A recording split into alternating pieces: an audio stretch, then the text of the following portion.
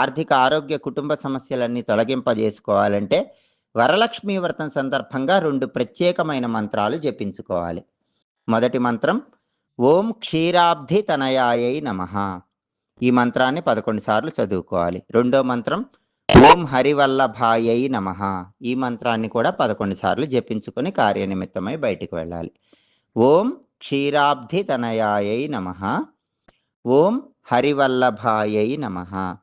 ఈ 2 మంత్రాలు ఒక్కొక్క మంత్రము 11 సార్లు చొప్పున చదువుకొని వెళ్ళినట్లయితే వరలక్ష్మి అమ్మవారి సంపూర్ణమైన అనుగ్రహం వల్ల చేపట్టిన పనులన్నీ దిగ్విజయంగా పూర్తి చేసుకోవచ్చు. కార్యసిద్ధి లభిస్తుంది.